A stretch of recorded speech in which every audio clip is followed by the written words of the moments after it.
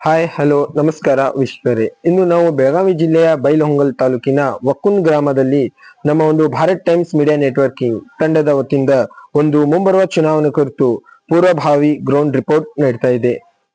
ನಮ್ಮ ವಕ್ಕುನ್ ಗ್ರಾಮದ ಮಾಜಿ ಸದಸ್ಯರು ಕೂಡ ಈ ವಿಶೇಷ ಸಂದರ್ಶನದಲ್ಲಿ ಭಾಗಿಯಾಗಿದ್ದಾರೆ.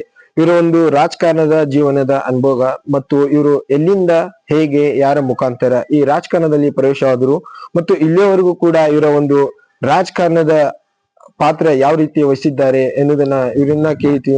ಬನ್ನಿ ವೀಕ್ಷಕರೇ. ಅಮ್ಮ ನಮಸ್ತೆ. ಅಮ್ಮ, ನಿಮ್ಮ ಮಾತುಕತೆ ಮುನ್ನಡೆಸುವ ಮುಂಚೆ ನಿಮ್ಮ ಒಂದು ಕಿರು ಪರಿಚಯ. ನನ್ನ ಹೆಸರು ಲಲಿತಾ ಸದಾನಂದ ಏನ್ಗಿ, ಗ್ರಾಮ ಪಂಚಾಯತಿ ಒಕ್ಕೂಟ ಸದಸ್ಯರಾಗಿ ಕಾರ್ಯನಿರ್ವಹಿಸಿದ್ದೇನೆ. ಸರಿ ಅಮ್ಮ.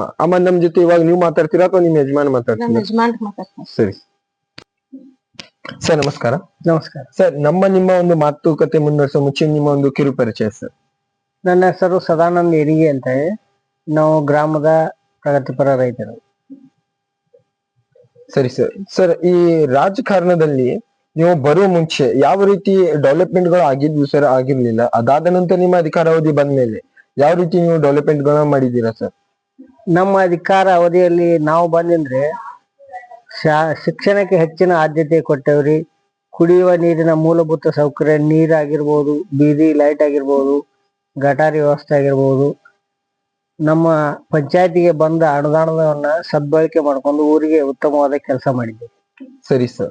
ಸರ್, ತಾವು ಈ ರಾಜಕಾರಣದಲ್ಲಿ ಎಲ್ಲಿಂದ ಮತ್ತು ಹೇಗೆ ಯಾರ ಮುಖಾಂತರ ಪ್ರವೇಶವಾದ್ರಿ ಸರ್? ನಾನು ಪ್ರಥಮವಾಗಿ 2004ರಲ್ಲಿ ಮಾಂತೇಶ್ ಕೌಜಲ್ಗಿ ಅವರ ಇಲೆಕ್ಷನ್ ನಿಂತಿದ್ರು. ಅವಾಗಿಂದ ನಾವು ಕಾಂಗ್ರೆಸ್ ಪಕ್ಷದ ಕಟ್ಟಾಳವಾಗಿ ನಮ್ಮ ಮಾಂತೇಶ್ ಕೌಜಲ್ಗಿ ಅವರ ಆಪ್ತ ಶಿಷ್ಯರಾಗಿ ಮುಂದುವರ್ಕೊಂಡು ಹೊಂದಿದ್ದೇವೆ. ಸರಿ ಸರ್. ಸರ್, ತಾವು ಈ ರಾಜಕಾರಣದಲ್ಲಿ ಬಂದ್ಮೇಲೆ ಒಂದು ಯಾವ ರೀತಿ ಜನಗಳಿಗೆ ಸಹಾಯ ಸಹಕಾರ ಮಾಡಿದೀರಾ ಮತ್ತು ಜನಗಳಿಂದ ನಿಮಗೆ ಯಾವ ರೀತಿ ಸಹಾಯ ಸಹಕಾರ ಬಂದಿದೆ ಸರ್? ಜನಗಳಿಗೆ ಸಹಕಾರ ಅಂದ್ರೆ 2023ನೇ ಇಸ್ವಿಯಲ್ಲಿ ನಮ್ಮ MLA ಅವರು ಮಾಂತೇಶ್ ಕೌಜಲ್ಗಿ ಅವರು ಇಲೆಕ್ಷನ್ ನಿಂತಾಗ ಪ್ರತಿಯೊಂದು ಮನೆಗೆ ಹೋಗಿ ಹೆಣ್ಮಕ್ಳಿಗೆ ಗ್ಯಾರಂಟಿ ಯೋಜನೆಗಳ ಬಗ್ಗೆ ತಿಳುವಳಿಕೆ ಹೇಳಿ ಅವರು ಹೆಚ್ಚಿನ ಪ್ರಮಾಣದಲ್ಲಿ ಮತ ನೀಡುವಂತೆ ಎಲ್ಲರಿಗೂ ತಿಳುವಳಿಕೆ ಕೊಟ್ಟೆವು. ಅದೇ ಪ್ರಕಾರ ಆ ಕೊಟ್ಟ ಭರವಸೆಗಳನ್ನ ನಮ್ಮ ಕಾಂಗ್ರೆಸ್ ಸರ್ಕಾರ ಎಲ್ಲಾ ತರದಿಂದ ನಮ್ಮ ಶಾಸಕರ ಮುಂದಾಳತ್ವ ಎಲ್ಲ ಸಹಕಾರ ಈಡೇರಿಸಿದ್ದಾರೆ. ಸರಿ ಸರ್. ಸರ್, ತಮ್ಮ ಒಂದು ಅಧಿಕಾರ ಅವಧಿಯಲ್ಲಿ ಸರ್ ಗ್ರಾಮದಲ್ಲಿ ತಾವು ಯಾವ ರೀತಿ ಡೆವಲಪ್ಮೆಂಟ್ ಗಳನ್ನ ಮಾಡಿದೀರಾ ಸರ್? ಕುಡಿಯೋ ನೀರು ಇರ್ಬೋದು, ಚರಂಡಿ ಇರ್ಬೋದು, CC ರೋಡ್ಸ್ ಮತ್ತು ಬೀದಿ ದೀಪ ಇರ್ಬೋದು. ಅದಾದ ನಂತರ ಚರಂಡಿ, ಬೀದಿ ದೀಪ, ಈ CC ರೋಡ್ಸ್ ಅನ್ನ ಮನೆಗಳ ಅನುದಾನ ಬಂದಾಗ ಯಾವ ರೀತಿ ಒಂದು ಪಾತ್ರ ವಹಿಸಿದ್ದೀರಾ ಸರ್? ಮನೆಗಳ ಬಡಬಗ್ಗರಿಗೆ ಮನೆಗಳ ಹಂಚುವಿಕೆಯಲ್ಲಿ ನಾವು ಯಾವುದೇ ತರದ ಅಪೇಕ್ಷೆ ಇಲ್ಲದೆ ಅನುಕೂಲ ಆಗುವಂತ ಫಲಾನುಭವಿಗಳಿಗೆ ಮನೆಯನ್ನ ಹಂಚಿಕೆ ಮಾಡಿದ್ವಿ. ಸರಿ ಸರ್. ಚರಂಡಿ ಸರ್ ಮತ್ತು CC ರೋಡ್ಸ್, ಬೀದಿ ದೀಪ ಎಲ್ಲಿ ಯಾವ ಏರಿಯಾದಲ್ಲಿ ಅವಶ್ಯಕತೆ ಇದೆ ಅಲ್ಲ ಆ ಏರಿಯಾದಲ್ಲಿ ಚರಂಡಿ ವ್ಯವಸ್ಥೆ ಆಗಲಿ, ಬೀದಿ ದೀಪದ ವ್ಯವಸ್ಥೆ ಅಂತ ಸಂಪೂರ್ಣವಾಗಿ ಕುಡಿಯುವ ನೀರಿನಲ್ಲಿ ಸಹಕಾರ ನಾವು ಬಂದಾಗ ಯಾವುದಕ್ಕೂ ಕೊರತೆ ಆಗಿಲ್ಲ. ಸರಿ ಸರ್. ಸರ್, ತಮ್ಮ ಒಂದು ಪಾತ್ರ ಮಕ್ಕಳ ಶಿಕ್ಷಣ ಅಭಿವೃದ್ಧಿಯಲ್ಲಿ ಸ್ಕೂಲ್ ಕೊಠಡಿ ಆಗಿರ್ಬೋದು, ಬಿಸಿ ಊಟ ಆಗಿರ್ಬೋದು, ಕುಡಿಯುವ ನೀರಾಗಿರ್ಬೋದು, ತಾವು ಯಾವ ರೀತಿ ಒಂದು ಪಾತ್ರ ವಹಿಸಿದ್ದೀರಾ ಸರ್? ಕುಡಿಯುವ ನೀರಾಗಿರ್ಬೋದು, ಶಾಲೆಯ ಸರ್ಕಾರದ ಬಿಸಿ ಊಟದ ಯೋಜನೆಯಲ್ಲಿ ಪ್ರತಿಯೊಂದರಲ್ಲಿ ಶಾಲಾ ಮುಖ್ಯ ಶಿಕ್ಷಕರದೊಂದೇ ಸಹಕರಿಸಿ ಎಲ್ಲ ಉತ್ತಮ ಮೊಟ್ಟೆ ವಿತರಣೆ ಆಗಿರ್ಬೋದು, ಬಾಳೆಹಣ್ಣು ವಿತರಣೆ, ನಾವೆಲ್ಲ ಪ್ರತಿಯೊಂದು ಪರಿಶೀಲನೆ ಮಾಡಿ ಉತ್ತಮವಾದ ಸಹಕಾರ ನೀಡಿ ಎಲ್ಲ ಉತ್ತಮವಾದ ಆಹಾರವನ್ನು ಮಕ್ಕಳಿಗೆ ಒದಗಿಸುವ ಪ್ರಯತ್ನ ಮಾಡಿದ್ದೇವೆ. ಸರಿ ಸರ್. ಸರ್, ಈ ರಾಜಕಾರಣದಲ್ಲಿ ಬರ್ಬೇಕಂದ್ರೆ ನಿಮ್ಮ ಕಾರಣ ಸರ್? ರಾಜಕಾರಣ ಏನಲ್ರಿ, 2004ರಿಂದ ನಮ್ಮ ಮಾಂತೇಶ್ ಕೌಜಲ್ಗಿ ಅವರು 3 ಬಾರಿ ಇಲೆಕ್ಷನ್ ದಲ್ಲಿ ಸೋತು ನಾವು ಎದೆಗುಂದದೆ ಅವರ ಬೆನ್ನಿಗೆ ನಿಂತು ಮತ್ತೆ 2 ಪೀರಿಯಡ್ ಇಲೆಕ್ಷನ್ ದಾಗ ಆರಿಸಿ ತಂದವ್ರಿ. ಅವ್ರ ನಮ್ಮ ಸಾಹೇಬರ ಬಗ್ಗೆ ಹೇಳ್ಬೇಕಂದ್ರ ಯಾವ್ದಕ್ಕೂ ಅಪೇಕ್ಷೆ ಇಲ್ಲದೆ ಈಗ ಅವ್ರ 3ನೇ ತಲೆಮಾರಿನ ಅವ್ರ ಅಜ್ಜನ ಕಾಲದಿಂದ ರಾಜಕೀಯ ಒಳಗದಾರು. ಅವ್ರ ಯಾವ್ದಕ್ಕೂ ಈಗ ಮಿನಿಸ್ಟರ್ ಸೀಟ್ ಕೊಡ್ಬೇಕು, ಅವ್ರ ವರ್ಕ್ ನೋಡಿದ್ರ ಅವ್ರ ಅಂತ ಎಬಿಲಿಟಿ ಐತ್ರಿ. ಆದ್ರೂ ಯಾಕೋ ಸರ್ಕಾರದವ್ರು ಸಿದ್ದರಾಮಯ್ಯ ಆಗ್ಲಿ, ನಮ್ DK ಶಿವಕುಮಾರ್ ಸಾಹೇಬ್ರಾಗ್ಲಿ, ಮೇಲೆ ರಾಹುಲ್ ಗಾಂಧಿ ಅವರಾಗ್ಲಿ ಅವ್ರಿಗೊಂದು ಮಿನಿಸ್ಟರ್ ಸಚಿವ ಸ್ಥಾನ ಕೊಟ್ಟ ಇನ್ನೂ ಹೆಚ್ಚಿನ ಕೆಲಸ ಮಾಡಾಕ ಅವ್ರಿಗೆ ಅವಕಾಶ ಕೊಡ್ಬೇಕು ಅಂತ ನಾವು ವಿನಂತಿ ಮಾಡ್ಕೊಳ್ತೇವೆ ಹೈಕಮಾಂಡ್ ಅವರಿಗೆ. ಸರಿ ಸರ್. ಸರ್, ತಮ್ಮ ಅಧಿಕಾರ ಅವಧಿಯಲ್ಲಿ ಬಿಜೆಪಿ ಸರ್ಕಾರ ಕೂಡ ಅಧಿಕಾರದಲ್ಲಿತ್ತು.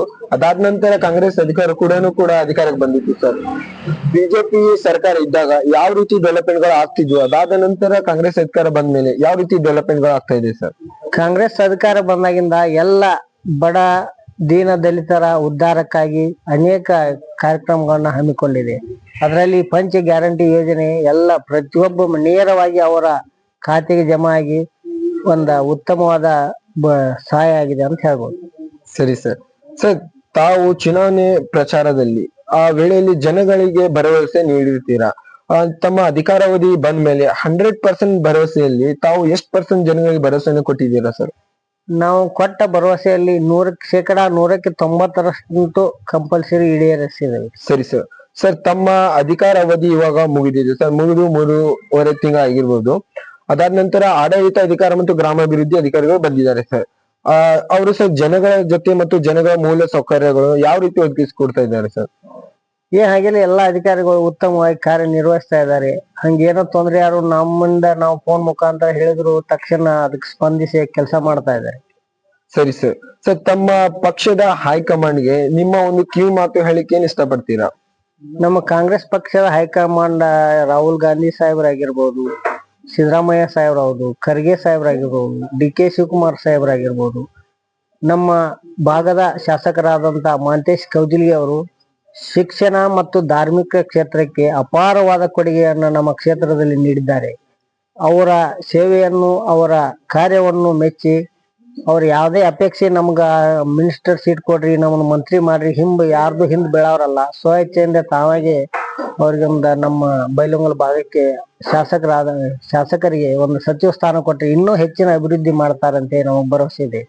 ಆ ಕಾರಣದಿಂದ ನಮ್ಮ ಬೈಲಹೊಂಗಲ ಶಾಸಕರಾದ ಮಹಂತೇಶ್ ಕೌಜಲ್ಗಿ ಅವರಿಗೆ ಈ ವಿನಂತಿ ಮೂಲಕ ಹೈಕಮಾಂಡ್ ವಿನಂತಿ ಮಾಡ್ತೇನೆ, ನಮ್ಮ ಸಾಹೇಬರನ್ನ ಒಂದು ಯಾವ್ದಾರ ಸಚಿವ ಸ್ಥಾನ ಕೊಟ್ರೆ ಶಿಕ್ಷಣ ಕ್ಷೇತ್ರಕ್ಕೆ, ಧಾರ್ಮಿಕ ಕ್ಷೇತ್ರ ಅವರ ಕೊಡುಗೆ, ಅವರ ಮನೆತನದ ಕೊಡುಗೆ ಅಪಾರ ಇದೆ ಅಂತ ಹೇಳಕ್ ಬಯಸ್ತೇನೆ. ಸರಿ ಸರ್. ಸರ್, ಜನಗಳಲ್ಲಿ ಮುಂಬರುವ ಚುನಾವಣೆಯಲ್ಲಿ ತಮ್ಮ ಧರ್ಮ ಪತ್ನಿ ಆದವರನ್ನ ಮುಂಬರುವ ಚುನಾವಣೆಯಲ್ಲಿ ಭಾಗವಹಿಸಿ ಅಂತ ಬೆಂಬಲ ನೀಡ್ತಾ ಇದ್ದಾರೆ.